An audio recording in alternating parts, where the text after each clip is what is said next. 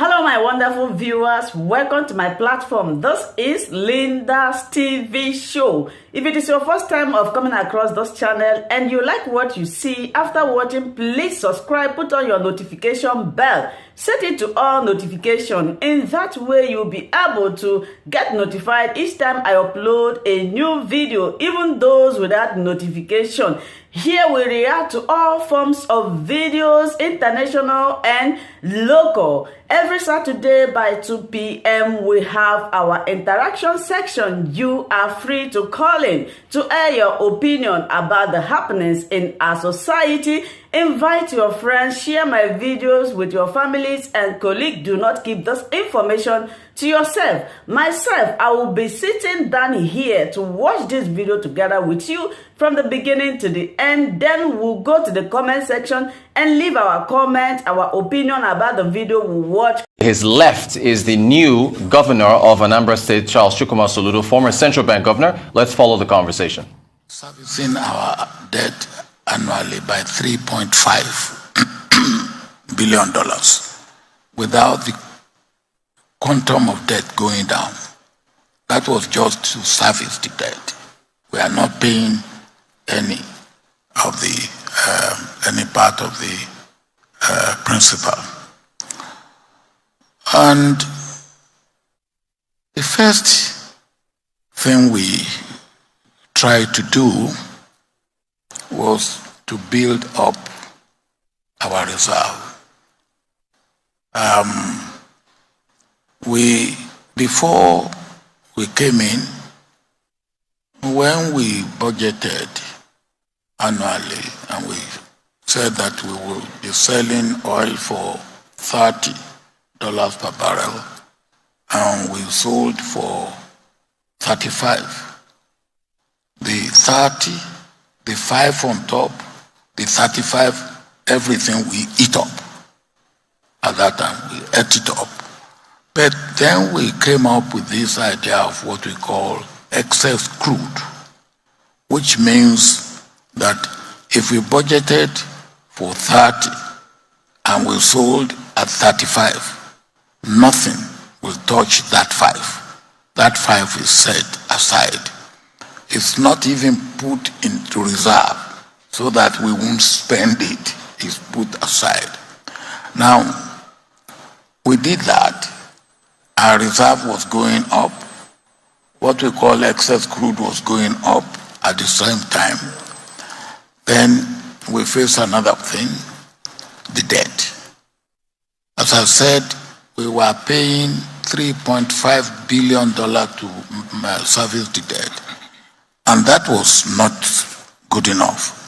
So what can we do? I went around the world and we eventually got to debt relief. And we paid about 12 billion, I think, or out of, anyway, we were owing about 36 billion and we paid 18. And then that was what they call Paris Club. Then we went to London Club. Again, we got something. So our debt, the quantum of our debt came down to under 4 billion. All right, so we've done very well on that for debt, and we were able to pay off. The reserve was growing, and the reserve got to about 62 billion until we took the money to pay the debt and all that. Then Chukwuma had an idea. Then Chukwuma was initially my economic advisor. I would say a bit of problem that I have to face, and you have to be patient with me because when I finish this part, we are here for you. You will have not another. You won't have another one. Now, Chukwuma was a consultant, a very good one at that. He's not a particular fan of World Bank. Then I had in my second term, I had a minister of finance who, of course, came from the World Bank. And we have one woman in the World Bank who is looking after Africa, called Kruger. I remember her name. And I remember her name very well because now when Kruger was coming to Nigeria, well, it's like a president of another country coming to Nigeria. So Kruger will come and then Kruger will write back, and the letter is what you have seen, what we have to do, what you have to condemn us for, what you have to commend us for. Now, I will pass it to Chukwuma as governor of Central Bank. And if I leave Chukwuma to give me a draft reply, now World Bank will kill us. Then I will give a copy also to Ngozi.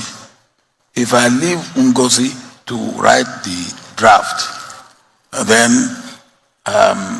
Nigeria will probably kill me.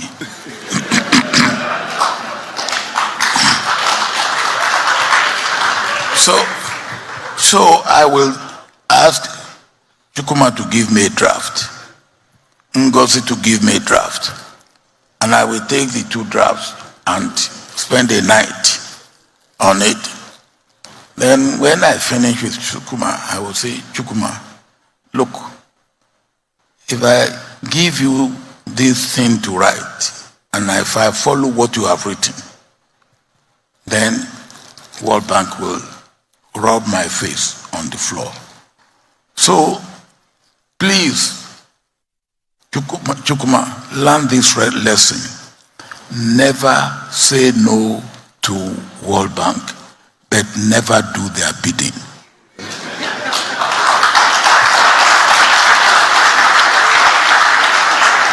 And that is the way we manage. So the next thing, Chukwuma came after we were trying to begin getting comfortable, was this consolidation of banks. Actually that day, I think I was going to council meeting, and he came. He said, $200 million a bank. I said, why 200? 200 is not right. Let's just make it 250. And I think we make it 250. No, 200. Oh, 200. It was still 200. Well, maybe I wanted to make 200 and 250, and you make the case for 200. Anyway, we went into banking consolidation. And as we were finishing banking consolidation, there was another thing we did, banking consolidation. We moved from, I think, 87 banks to about 25 or 26 banks. They were strong. Then the Islamic Bank came, and the president of Islamic Bank came to say to me, look, we should invest. And I said, well, that's all right.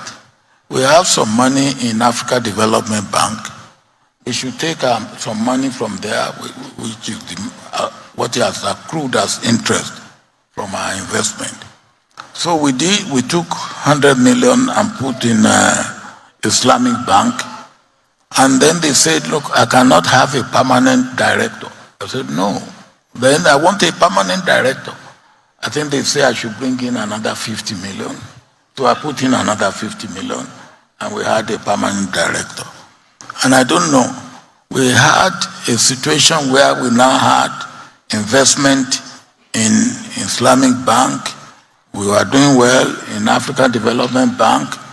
We are doing well in African Bank. And then, of course, our debt has been managed. Our banks, commercial banks are doing well.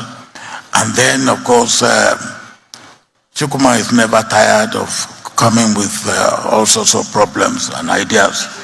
So one day he came again and said, well, there's this idea, World Bank and all,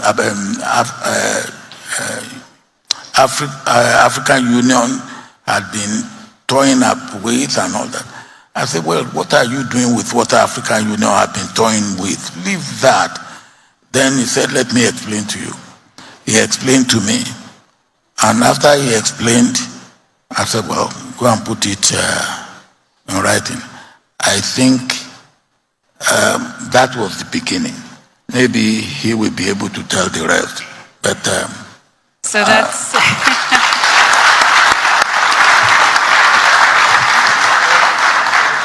so now we have the inside story, how the AFC was born. It's fantastic to have that insight, because I think one thing it does show us is that it requires some innovative thinking to address current challenges. And Governor, if I can come to you to pick up. Oh, thank you very much. Thank you very much, and thanks for having me. And thanks to Smiler and the AFC family for putting this together. 15-year-old child. It's an adolescent and growing, and I think when I look back and go back in time, it's as if it happened yesterday. And I want to especially thank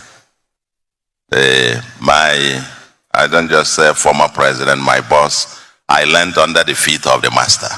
And if you see me doing whatever we do today, we were just reminiscing a few moments ago. The AFC is a summary, in my view, a metaphor for what Africa needs to move forward. We are the last in terms of the development frontier. And Africa cannot afford incremental organic growth. We've got to be running at the speed of 1,000 kilometers per hour, even if others are now going at 100 or 200.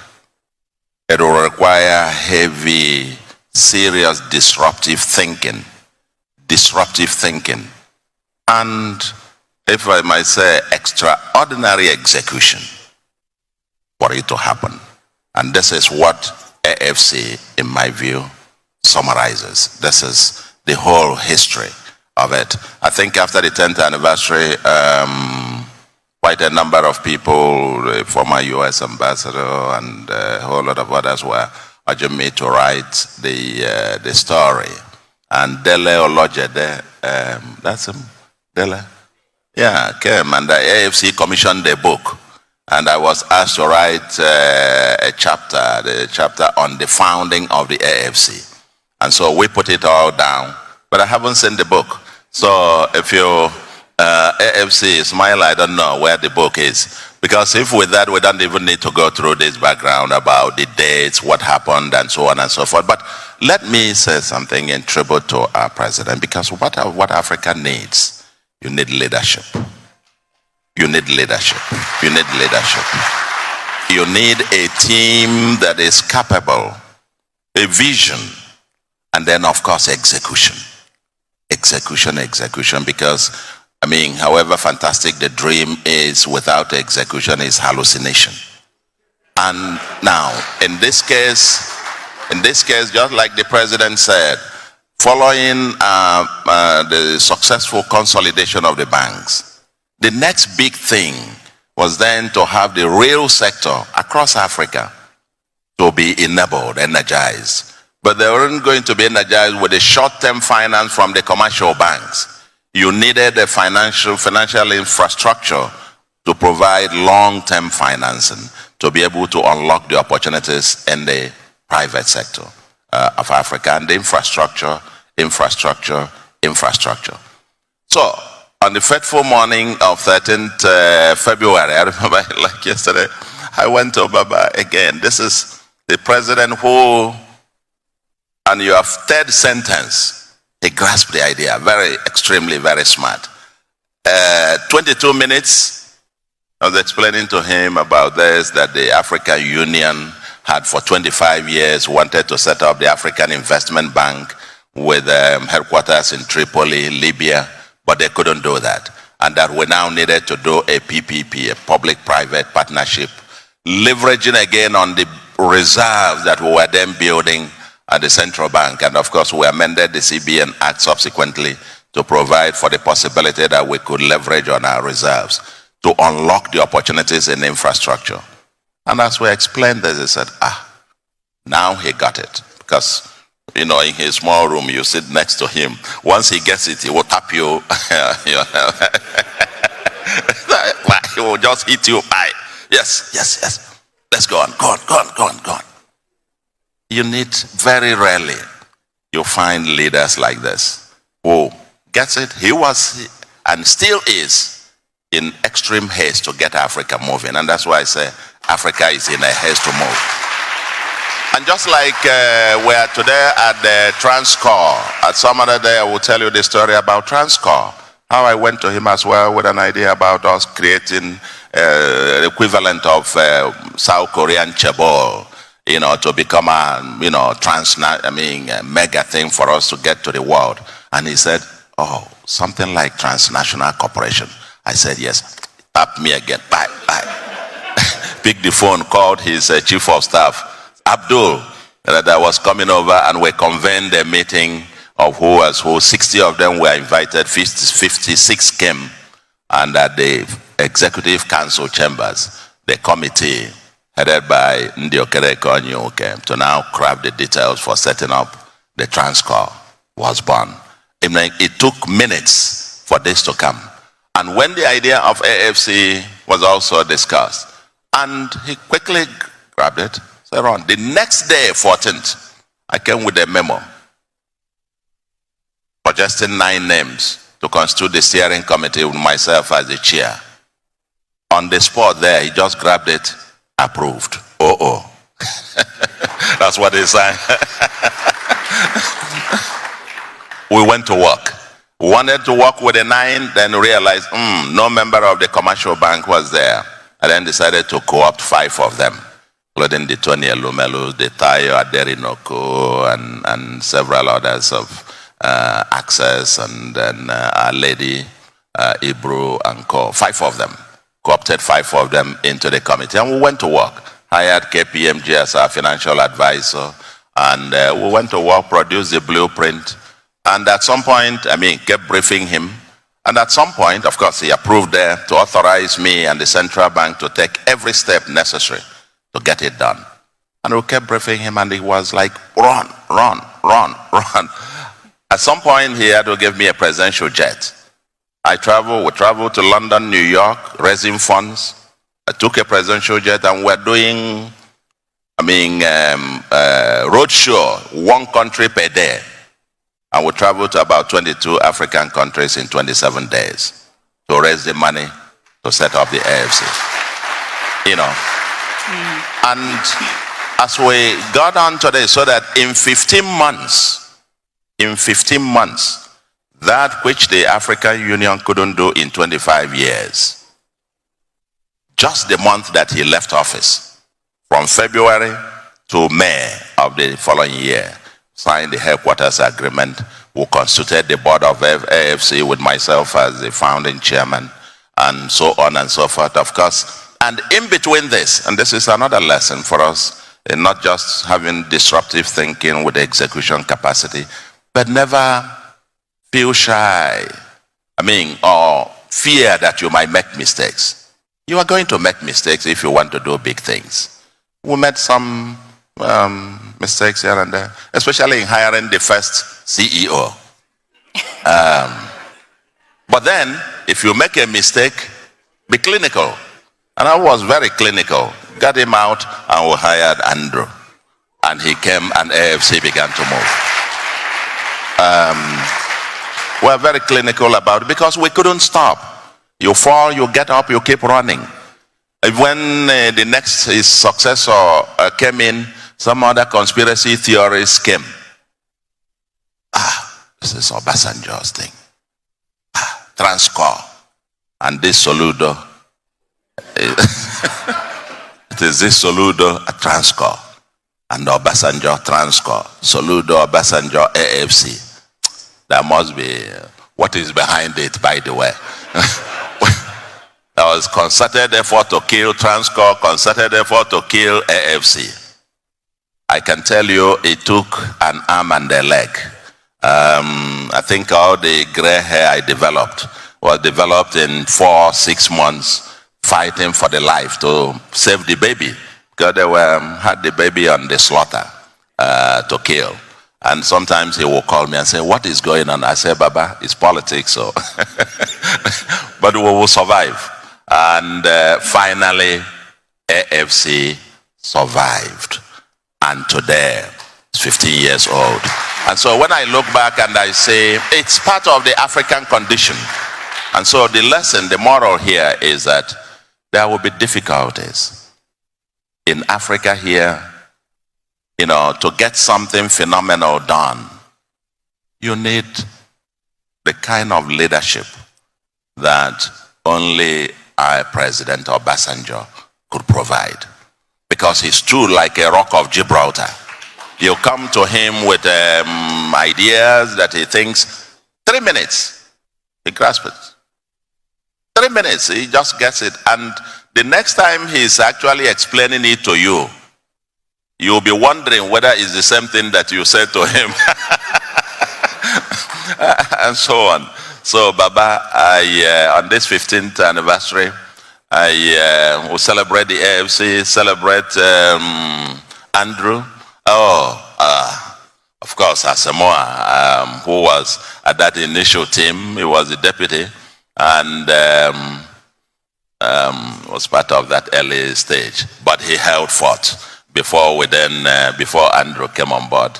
And then Samaila, I think, as I see the trajectory, now with over 10 billion disbursements, so far, and in about 35 or so countries in Africa, touching tens and hundreds of millions of lives. I can only say the next century is Africa's century. But for that to happen, we need many, using AFC as a metaphor, 1,000 more of such disruptive changes. And teams that believe in Africa, leadership that believes in Africa. And may God give us many, many more President Obasanjos in Africa. Thank you very much. Thank you. Thank you, Governor. You've thrown up many interesting questions there, because as you talk about execution being key, there are challenges within the African context.